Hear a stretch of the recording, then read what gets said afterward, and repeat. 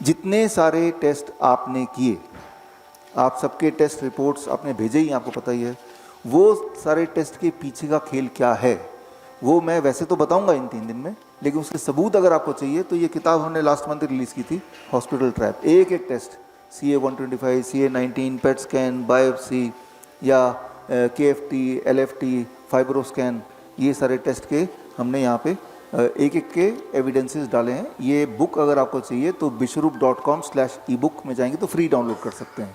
मेरी सारी किताबें फ्री डाउनलोड है, उनमें से ज़्यादा ज़रूरी किताबों को फिजिकली आपको देंगे भी इन 3 दिन में, राइट, ले जाने के लिए। That is part the program, है ना। तो कंक्लूजन यहाँ पे है, पहले जो मेरा पहले 10 मिनट का कंक्लूजन ये है कि अपने रिपोर्ट के आधार पे अपने आप को बीमार या हेल्दी घोषित ना करें, क्योंकि ये रिपोर्ट इस तरह से बनाई जाती है कि वो एक ट्रैप है, उसमें जाके फंसना ही होता है, राइट। और इसके जो एविडेंसेस हैं मैं शाम को डिस्कस करूंगा एक एक करके, लेकिन ये लिखित में भी है और ये किताब का मैंने लिंक आपको बता ही दिया है, जाके आप वो किताब डाउनलोड करके देख सकते हैं।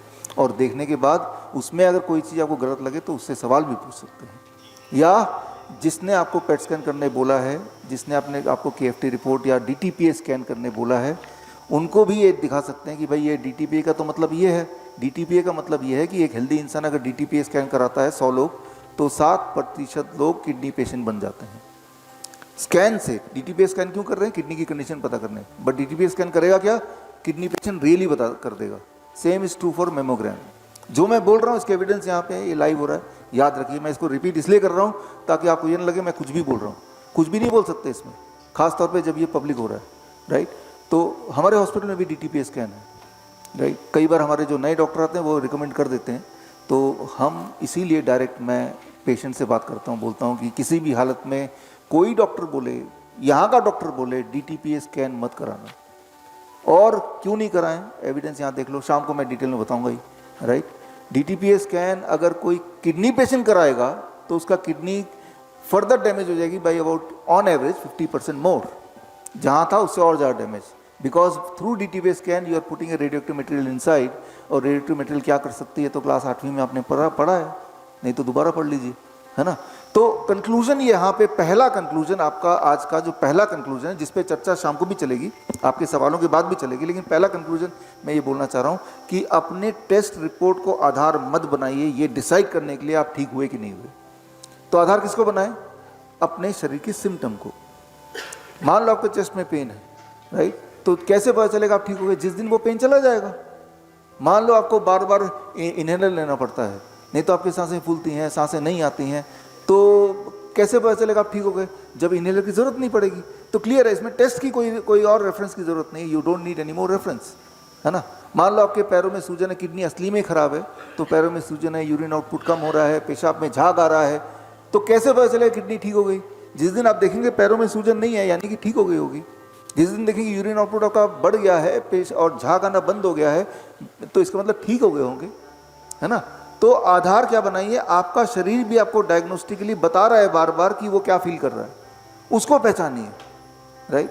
और अगर आपके अंदर ऐसी कोई सिम्टम अभी नहीं है तो इसका मतलब आपने यूं ही पे करके यहाँ भर्ती हो गए, ठीक है ना। अच्छा है हमारे लिए, राइट, कि आपको ऐसा लग रहा है कि आप ऐसे हैं कुछ पेशेंट, राइट, जो पेशेंट हमारे हिसाब से तो नहीं है, लेकिन वो उन्होंने ऐसा सोचा कि वो पेशेंट है तो वो यहाँ पे आए। अच्छी बात है, आपको कुछ एजुकेशन मिल जाएगी, है ना।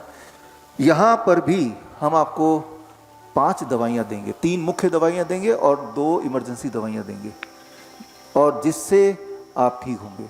5 दवाइयाँ यहाँ से आपको लेके जानी। दवाइयाँ हमने कल से देना शुरू कर दिया। वो 5 दवाइयाँ क्या क्या है वो मैं आपको बताने जा रहा हूँ, राइट। दवाइयों से पीछे छुड़ाने के लिए, बीमारी से पीछे छुड़ाने के लिए भी आपको 3 मुख्य दवाइयाँ सभी को लेनी है और 2 इमरजेंसी दवाई। इमरजेंसी मतलब जो ज़्यादा बीमार है, कोई ऐसा पेशेंट है जिनको भयंकर पेन है, कैंसर के पेशेंट हैं, कोई ऐसा पेशेंट है जिनको बॉडी में भयंकर स्वेलिंग है, यूरिन आउटपुट ही नहीं है या बहुत कम है, तो उनको हम इमरजेंसी दवाई। कोई ऐसा पेशेंट है जिनको बहुत ज़्यादा फीवर है, फीवरिश है, बहुत कमज़ोर है, उनको हम इमरजेंसी दवाई देते हैं, उनके बारे में बात करेंगे। तो जो जो हम आपको देंगे या दे रहे हैं वो क्या है, उसके पीछे का साइंस क्या है, वो भी मैं आपको अभी बताने लगा हूँ, राइट।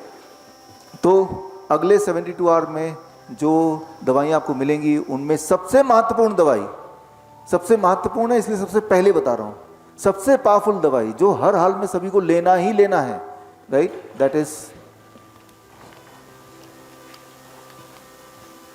Time as medicine. ये एक दवाई है जो हमेशा काम करती है, और मैं अपने 100% पेशेंट को बोलता हूँ कि भाई कुछ नहीं करो, ये तो कर ही लो, और ये जब करेंगे तो इसी से रिजल्ट मिल जाना है। धीरे धीरे बीपी नीचे आएगा, धीरे धीरे शुगर नीचे आएगा, धीरे धीरे बॉडी की स्वेलिंग चली जाएगी, धीरे धीरे वीकनेस चला जाएगा, ब्रेथलेसनेस धीरे धीरे कम होने लगेगा, पेन धीरे धीरे कम होने लगेगा, नींद बढ़िया होने लगेगी, कॉन्स्टिपेशन छूटने लगेगा। जो मुख्य मुख्य बीमारियों के सिम्टम होते हैं, time as medicine, right. Time as medicine क्या है, इसे समझने की ज़रूरत है थोड़ा। अब देखिए, इसके लिए आपको ना बॉडी का सर्केडियन क्लॉक समझना पड़ेगा। बॉडी का सर्केडियन क्लॉक क्या होता है, इसके लिए जो घड़ी क्लॉक क्या होता है ये तो हमें पता ही है, घड़ी को समझिए, सर्केडियन क्लॉक भी आपको समझ आ जाएगा। अब ये घड़ी आपके सामने आप देख रहे हैं, हमने इसमें थोड़ा बदलाव ये किया कि घड़ी के पीछे जो गियर होते हैं जिससे आगे के 3 कांटे चलते हैं, उसको हमने बस आगे लगा दिया। That is the only change I did, ताकि मैं आपको एक्सप्लेन कर पाऊँ। अब ये गियर जो है, जो बड़े वाले वो धीरे घूम रहे हैं, छोटे वाले ज़्यादा तेज घूम रहे हैं, एक पर्टिकुलर स्पीड से घूम रहे हैं, जिससे मिनट का और आवर का जो कांटा है वो अकॉर्डिंगली वो मूव कर रहा है, ये तो आपको पता ही है। अब इसमें से इतने सारे गियर में से कोई एक गियर को अगर मैं छेड़ता हूँ, लीवर वाले को छेड़ दिया, मतलब कम कर दिया, तो क्या बाकी में फ़र्क पड़ेगा? सब में फ़र्क पड़ेगा ना। किसी एक को भी अगर मैं छेड़ूंगा तो ओवरऑल सभी को कम ज़्यादा कुछ ना कुछ फ़र्क पड़ेगा, ओवरऑल जो टाइमिंग है वो गड़बड़ हो जाएगी। क्यों? क्योंकि ये सारे आपस में एक दूसरे का कनेक्टेड हैं, they all are connected with each other, right. तो इट डज नॉट मैटर कि भाई कोई कौन सा वाला छेड़ रहा हूँ, बड़ा वाला छेड़ रहा हूँ, छोटा वाला छेड़ रहा हूँ, कितना। मैटर ये करता है कोई एक छेड़ेंगे तो everything will get disturbed. So that is how ये सारे इंटरलिंक्ड हैं, राइट। ठीक उसी तरह से हमारे बॉडी के सारे ऑर्गन्स हैं, हार्ट है, पेनक्रियाज है, किडनी है, इंटेस्टाइन है, लिवर है, they all are connected with each other, right. एक भी अगर छेड़ेंगे तो बाकी भी हिलेगा ही हिलेगा, ओवरऑल आप बीमार पड़ जाएंगे। That is how it is. It is called circadian clock of the body, इसे कहते हैं circadian clock of the body. नाम याद मत रखिए, बॉडी क्लॉक बोल दीजिए, राइट। क्या करना है बस उतना याद रखना है, और वो यहाँ पे कर ही रहे हैं। इसको आसान शब्दों में ऐसे समझिए कि यहाँ पे ऑर्केस्ट्रा की पार्टी है, म्यूजिशियंस हैं, गिटार वाला है, बाजा वाला है, तबला वाला है, हारमोनियम वाला है, सारे लोग यहाँ पे हैं, बजा रहे हैं। अब जो आपको सुनाई दे रहा है वो that is called music, right. लेकिन उनमें से जो बांसुरी वाला है उसको कोई छेड़ तंग कर देता है, डिस्टर्ब कर देता है, भाई साहब कार की चाबी देना, गलत जगह पार्किंग की है, वो डिस्टर्ब हो गया, कार की चाबी निकालने लगा। तो एक को डिस्टर्ब करने से बाकी भी थोड़ी बहुत हलचल होगी, बाकी भी डिस्टर्ब हो जाएंगे, लेकिन तब भी वो बजा रहे हैं। अब क्या होगा, उनके बीच का जो कोऑर्डिनेशन है, सिंक्रोनी है, हार्मनी, वो लॉस्ट हो जाएगा, इवन इफ वो बजा रहे हैं। अब जो आपको सुनाई देगा that cannot be called as music, that can be called as noise। तो नॉइज और म्यूजिक में कितना फर्क है? नॉइज में भी वो सारे लोग बजा रहे हैं और म्यूजिक में भी सारे लोग बजा रहे हैं। जब आपस का कोऑर्डिनेशन नहीं है, दैट इज कॉल्ड नॉइज। जब दोनों सारे ऑर्गन्स का, सारे इंस्ट्रूमेंट का आपस में कोऑर्डिनेशन है, दैट इज कॉल्ड म्यूजिक। ठीक इसी तरह से आपके जो सारे बॉडी के ऑर्गन्स हैं, जब आपस का उसका सर्केडियन क्लॉक एक दूसरे से इन हार्मनी होगा, आपकी जिंदगी म्यूजिक हो जाएगी, और वो हार्मनी इज लॉस्ट तो आपकी ज़िंदगी नॉइज यानी कि डिजीज्ड हो जाएगी। It is called circadian clock of the body, 2017 Nobel prize winning science. इसको हमारे बॉडी के आपस के जो कोऑर्डिनेशन है उसे कैसे ठीक करना है, उसे ठीक करते ही सारी बीमारियां ठीक होती हैं, और जब भी कोई बीमारी होती है उसके बिगड़ने से ही होती है, राइट। इसकी और डिटेल में जाना है तो ये किताब है, ये किताब bishru.com/ebook। लेकिन इंपॉर्टेंट है कि करके देखिए, कल तक रिजल्ट दिख जाएगा। टाइम एज मेडिसिन करना क्या होगा, आपके बॉडी के सारे ऑर्गन का आपस का हार्मनी को कैसे ठीक करना होगा, उसके लिए टाइम एज मेडिसिन सिर्फ इतना करना है जो यहाँ आपने करना शुरू कर दिया है कि अपना डिनर आपने 7 बजे तक फिनिश करना है, राइट। 7 बजे तक अपना डिनर फिनिश करना है, फिर कुछ नहीं खाना है। आप यहाँ देखिएगा, ब्रेकफास्ट 9 बजे हुआ ना आपका, और डिनर 7 बजे। टोटल टाइम ऑफ ईटिंग कितना हो गया? 10 आवर्स। तो टोटल आवर ऑफ फास्टिंग कितना हो गया? 14 आवर्स। तो जब आप अपने टाइम ऑफ ईटिंग को स्क्वीज करते हैं तो आपका बॉडी का सर्केडियन रिदम ठीक होने लगता है। तो हमें ये पता है कि किसी भी तरह से आपका आखिरी भोजन हम 7 बजे करा ही देंगे, तो यानी कि और ब्रेकफास्ट हम 9 बजे से पहले देंगे ही नहीं, ये तो हमारे हाथ में है। तो हमें पता है कि ये टाइम एज मेडिसिन हो जाएगा, राइट। इससे आपका बॉडी क्लॉक ठीक होने लगेगा और हमें कुछ दिनों में 2-4 दिनों में रिजल्ट दिखने लगेगा। अगर सिर्फ ये इकलौता यही करेंगे तो भी, है ना, तो ये हमें कॉन्फिडेंस है, बिकॉज हम देखते हैं पेशेंट्स को, इसलिए हमारा जो किचन है वो 7 बजे के बाद बंद कर दिया, तो कुछ खाने को मिलेगा नहीं। एक छोटी सी बात से समझिए इसको, चूहे जो होते हैं उन, आपने देखा होगा आधी रात को अगर किचन में कभी जाते हैं पानी वानी पीने के लिए, तब चूहे की कुतरने की आवाज़ एक्टिव होते हैं चूहे। क्यों? Because they are known as nocturnal animal, they are known as nocturnal animal. वो रात को ही एक्टिव होंगे, रात को ही खाएंगे, रात को ही खाना ढूंढेंगे, दिन में नहीं करेंगे, दिन का आराम करेंगे। भगवान ने उनको ऐसे ही बनाया। अब ये सारा जो कॉन्सेप्ट मैं बता रहा हूँ ये कहाँ से आया?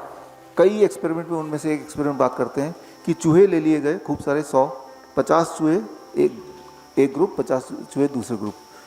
50 चूहे को, जो ग्रुप ए, उनको खाना उसी टाइम दिया गया रात होने के बाद जो उनका नेचुरल टाइम ऑफ ईटिंग है, और ग्रुप बी को खाना दिया गया दिन में जब सूरज उग गया, और अगर कुछ खाना रह जाता शाम तक सूरज ढलने के पहले तक तो वो हटा लिया गया।